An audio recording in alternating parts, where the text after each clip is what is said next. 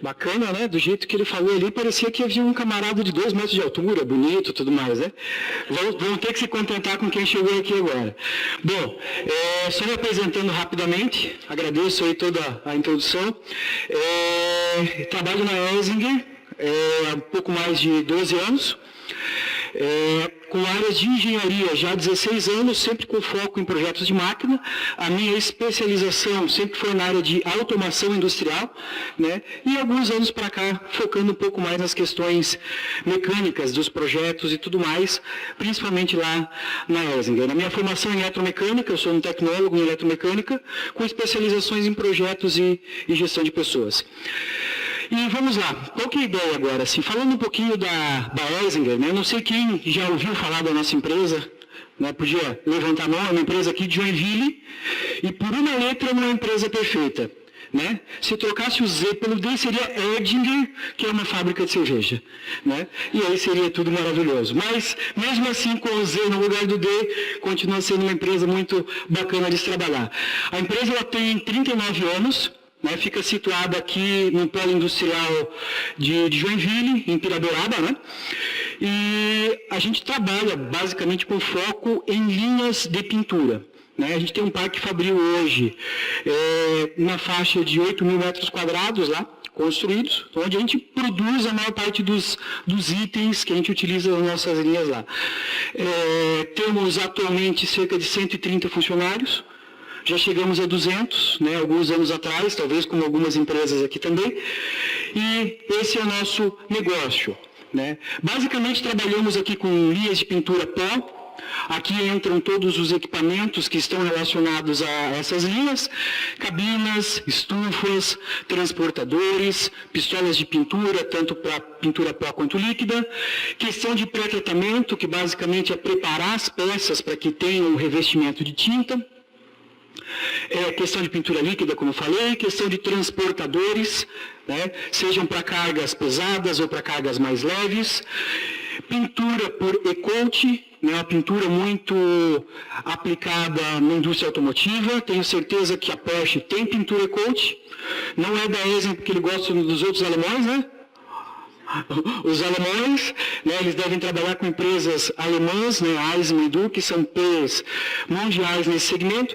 Estufas, questão de esmaltação de peças, né, a área de linha branca utiliza muito isso para fogões, cooktop, esses itens a mais, questão de plataformas e outros produtos. Né. Dentre os nossos clientes, aqui estão alguns.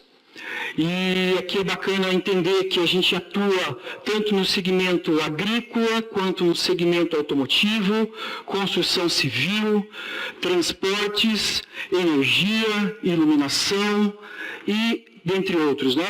E temos aqui peças de colheitadeiras, peças de caminhões, partes de sistemas de energia, no caso, geradores eólicos, sistemas para N tipos de fabricantes. Né? No caso de transportes, aqui Marco Polo, transporte de pessoas, temos transportes para caminhões e todos esses itens que exigem algum tipo de revestimento, seja por característica estética das peças, ou seja por característica de proteção mesmo, contra a corrosão, a gente tem algum tipo de processo aplicado. Né? E contando um pouquinho mais os nossos equipamentos, cabinas de pintura, a gente tem de N formatos, tamanhos. Né? Aqui, no caso, é uma cabina para uma carroceria de caminhão. No caso aqui, é uma linha de um grande cliente nosso, uma multinacional de sistemas de ar-condicionado. Estamos montando uma linha para eles nesse momento no Vietnã, então eles compraram uma linha nossa aqui, e no Vietnã estamos montando uma linha dessa também lá, que produz basicamente ar-condicionados aí para o mundo inteiro. E tratando um pouquinho da questão da internet industrial, ou da indústria 4.0, ou da internet industrial das coisas, ou seja lá qual o tema que você está mais familiarizado nesse contexto todo, né? A gente também procurou adequar e alinhar os nossos produtos com esse segmento. Aqui a gente tem um projeto de uma das nossas linhas, Esse aqui é um cliente nosso aqui de Santa Catarina, fabricante de parafusos. E olhando para uma linha dessa, a gente também olhou para os nossos produtos e disse, poxa, a gente também precisa estar integrado com esse novo conceito de inteligência industrial, de indústria 4.0. E para refletirmos um pouquinho, o que contextualiza um equipamento, uma máquina que tenha esses critérios, esses conceitos. Então, o que a gente precisa? A gente precisa de uma identificação evidente, né? Assim como todos nós temos nossos smartphones e somos únicos, né, com seus endereços, as máquinas também precisam ser, elas precisam ter essa questão da identificação.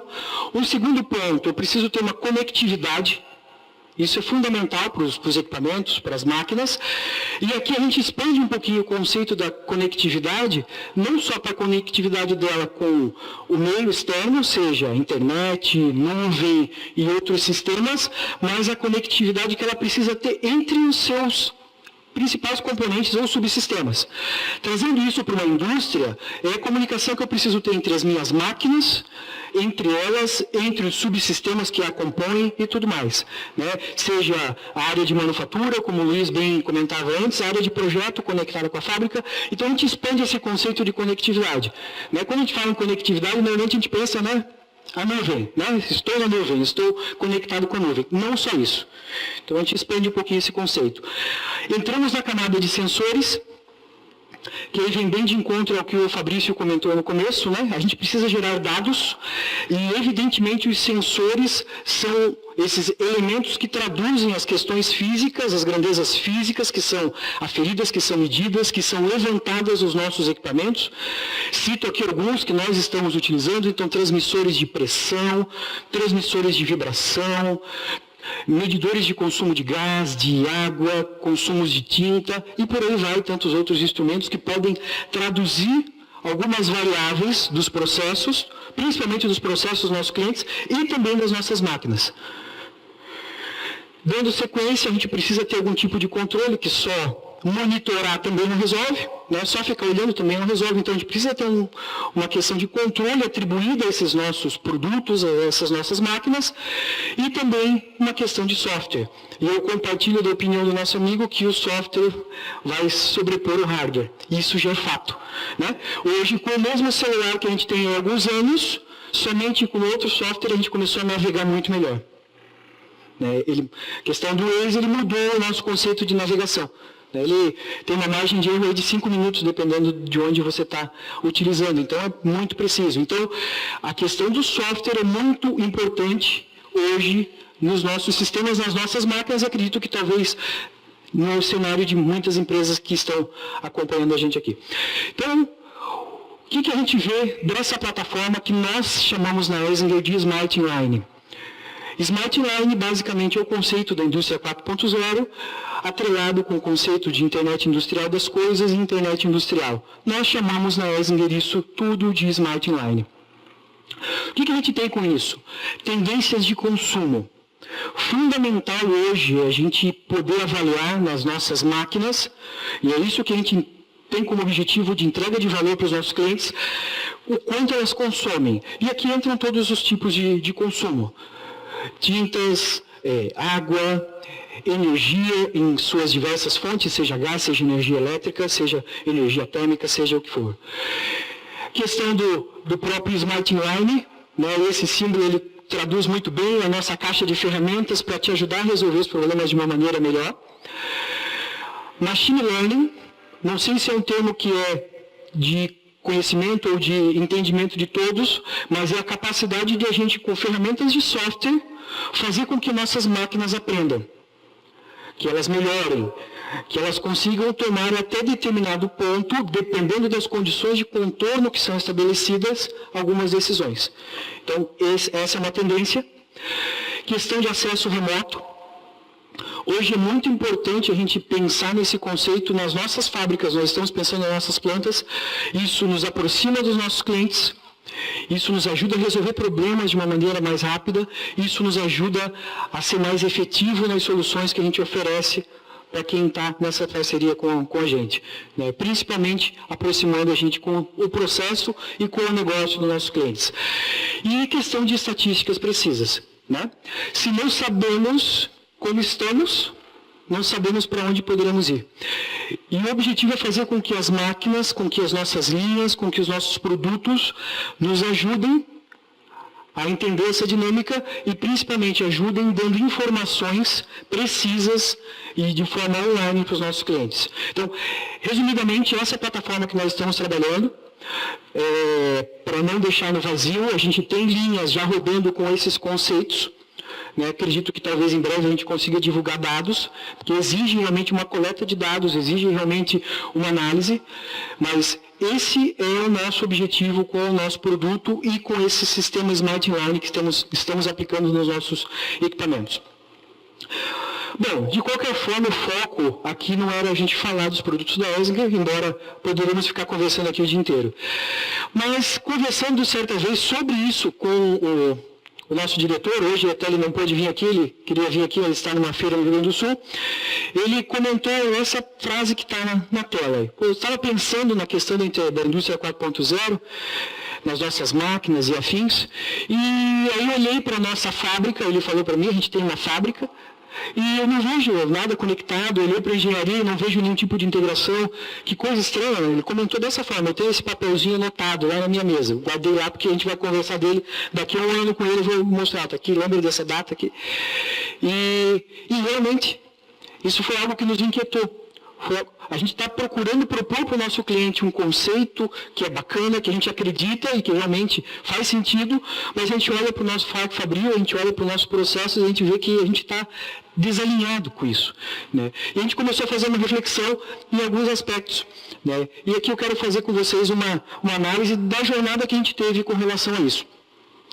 Lá em 2002, a gente saiu do CAD, que é a nossa ferramenta de projeto em 2D. Até então a gente trabalhava com croquis ainda, a gente tem muitos croquis lá desenhados à mão, de várias partes de máquinas e tudo mais, e começou a migrar para uma plataforma 3D. No caso com o SolidEdge, que é uma ferramenta que a gente ainda tem, a gente ainda utiliza em alguns pontos.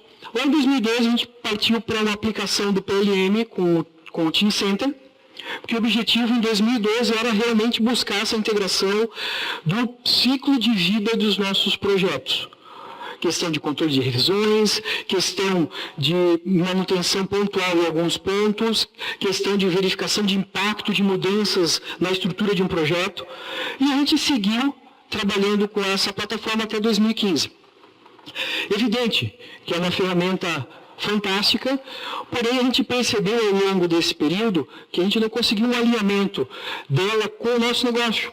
Ela se mostrava muito completa, também muito complexa, para a nossa dinâmica de trabalho. A gente teve também alguns percalços aí com quem nos auxiliava, com quem nos atendia, e a gente chegou ao final de 2015, depois aí de praticamente 3 anos, sem o resultado efetivo que gostaríamos. Então a gente chegou nesse ponto, vamos continuar gastando energia, a gente já tinha dedicado realmente um bom tempo, entre o investimento na ferramenta, investimento em pessoas, investimento em N formas, né, para poder conseguir ter esse resultado, e efetivamente a gente não conseguiu ter esse resultado. Então a gente pensou, avaliou, e realmente é um momento crítico, às vezes você sentar, olhar para trás e dizer, realmente se eu continuar nesse caminho que eu estou indo, eu não vou ter objetivo. E a gente decidiu realmente tomar a decisão de partir para uma outra plataforma. Então a gente jogou todo aquele trabalho que a gente tinha feito, jogou não totalmente fora, porque conceitualmente a gente pôde aprender, e aquela história de aprender com erro é bem importante. A gente deu um passo para frente, acabou voltando 2 passos para trás, mas com a experiência daquela dificuldade, e isso nos ajudou muito no passo posterior. Então a gente decidiu mudar e dar um passo para trás e trabalhar com a plataforma PDM, no caso. E a gente acabou fechando essa parceria com os amigos que nos convidaram hoje aqui para falar, onde a gente realmente tomou essa decisão. A gente migrou a nossa base, nós estamos migrando ainda, né? É um trabalho duro, a gente tem alguns anos de legado para trabalhar, mas a gente tem trabalhado nisso e a gente migrou essa plataforma para questão de utilização do PDM. Estamos trabalhando, como o Luiz comentou antes, na questão de integração com o nosso RP. Esse processo também ele teve início esse ano e está próximo do fim. Esse ano a gente começa a rodar ele totalmente integrado. Né? Eu não sei quais as empresas de engenharia que trabalham, que procuram essa questão de integração, mas para a gente é um ponto muito importante. Hoje, na Elsinger, a equipe de engenharia, seja de automação ou questão mecânica e hidráulica, se contempla por 16 pessoas, são 16 projetistas, mais uma equipe de apoio. Então, se a gente elimina dessas pessoas a questão de trabalhos burocráticos, às vezes repetitivos, a gente começa a ter produtividade numa equipe que normalmente é a equipe que tem o maior custo hora em todas as empresas. Então, se eu pego uma equipe que tem um custo hora altíssimo e coloco lá para digitar, coloco lá para copiar código, para fazer planilhazinha, eu estou subutilizando tanto profissionalmente quanto financeiramente toda a questão da minha empresa. Então, é um detalhe que fica a reflexão. Às vezes a gente pode automatizar algum tipo de processo ou dividir ele de uma forma que se torne mais direta, que tenha um retorno mais direto para a empresa.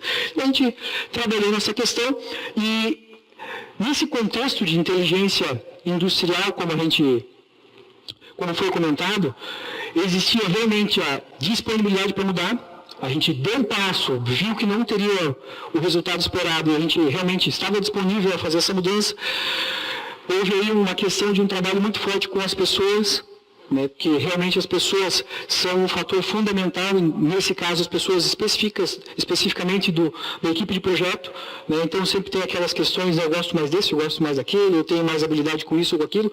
Então existe uma questão de comunicação e existe uma questão muito importante alinhar isso com todos. Isso realmente, assim, o consenso comum vai ser sempre difícil, mas a gente consegue chegar sempre num ponto de equilíbrio. E exigir também da gente uma qualificação. Então a gente teve que buscar treinamentos, buscar entender, buscar conhecer, né? Isso vai ser constante, que a gente percebe que as questões das ferramentas, elas estão muito dinâmicas hoje. O 3D Experience plataforma é um negócio que nos interessa bastante, depois a gente vai ter que conversar aí também. E essas foram as principais etapas. Mostrando um pouquinho do que a gente tem hoje, especificamente, são telas do nosso trabalho em engenharia, que a gente tem lá na empresa, então são informações que a gente pode estar mostrando. A gente tem a estrutura do produto, a gente tem aqui a interface, essa aqui é a interface do PDM, que é o nosso gerenciador de arquivos da engenharia, né? Controla a questão de versões e impacto de mudança de itens e tudo mais. Na sequência, é a parte da integração, que é a etapa em que nós estamos hoje, finalizando em breve essa etapa também, onde realmente, como o Luiz mostrou na apresentação dele, acho que salvo essa configuração aqui, que cada cliente tem sua característica, onde o projetista, quando ele vai projetando, trabalhando na peça, ele já vai cadastrando, ou o sistema vai extraindo de forma automática, sempre que possível, os dados daquela peça. A ideia é que ao final do projeto, com o clicar de um botão, essa estrutura seja transferida de acordo com o projeto para o ERP, né? Para que todo o processo de compras, todo o processo de sequenciamento de produção, todo o processo de sequenciamento de processo seja realizado. A ideia é retirar realmente do projetista atividades que não agregam efetivamente o valor ao produto, o valor ao projeto que ele faz. Então essa é a nossa interface de hoje. Mais uma tela dela. E questão do projeto em si, hoje nós trabalhamos a questão mecânica, a gente viu ali o SolidWorks, a plataforma do PDM, e nós trabalhamos com uma ferramenta em paralelo para fazer a gestão das nossas atividades. Basicamente, a gestão dos nossos cronogramas. Na engenharia, como eu comentei antes, a hora talvez mais cara da empresa, a gente tem que controlar o tempo ali da melhor forma possível. Então, hoje, cada um dos nossos projetistas tem essa visão que está aqui, no caso aqui, hipoteticamente, seria o Tiago aí, ele consegue ver qual é a lista de atividades ou qual as tarefas que ele tem para executar ao longo de algum período, já elencadas com diversos clientes, né? Aqui a gente tem alguns clientes diferentes, então a visão dele de tarefas, cada um tem a sua visão pontual, ela traz... Ele vai fazer o projeto dessa estrutura, o projeto desse tanque, o projeto desse carro, do cliente X, Y, Z, ele consegue ter essa visibilidade ao longo do tempo. Então, dá para a pessoa um pouco mais de clareza do que ela tem para fazer, né? Dá para a pessoa uma noção de tempo e importância dela com relação ao cumprimento de prazos. Dá para uma série de informações que ela tem de uma maneira individual. Isso aqui a gente trabalha paralelamente às ferramentas de engenharia.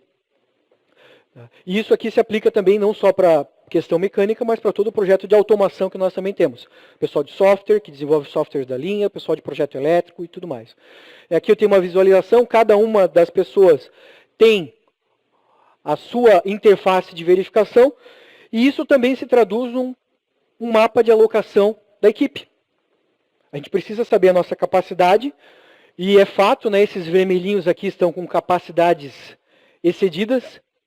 Temos mais trabalho do que tempo para fazer, né, então alguma ação requer em cima disso, e isso nos mostra esse mapeamento específico da área de engenharia. Né? Então na Erzinger hoje a gente tem essa visualização específica da ocupação da equipe nesse cenário, para a gente poder tomar decisões. Né? Podemos fechar esse tipo de projeto, podemos trabalhar esse tipo de conceito, qual a janela que eu vou ter para desenvolver esse detalhe ou desenvolver esse novo equipamento. Então tudo isso, esta ferramenta acaba nos suportando. Evidente, ela trabalha de uma forma paralela. Ela não está integrada com o meu projeto, ela não está integrada com o meu desenvolvimento de software, com o meu desenvolvimento de automação e por aí vai. E qual que é o nosso plano para frente? É a gente conseguir integrar essa questão de projeto com a nossa engenharia mecânica e engenharia de automação. Eu comentava alguns meses atrás, acho que não sei se foi com o Luiz e tudo mais, que a gente realmente tinha interesse, acho que foi até uma pergunta, né, vocês têm alguma ferramenta, alguma coisa que nos ajude? Eu até comentei com ele, eu gostaria assim que enquanto o projetista estivesse concluindo o projeto, ele devolveu ele para o banco, atualizasse a atividade. Né? Que a pior coisa que tem é tu chegar para o projetista e dizer atualiza o cronograma. Né? São pessoas que querem fazer projeto, eles não querem ficar atualizando o cronograma.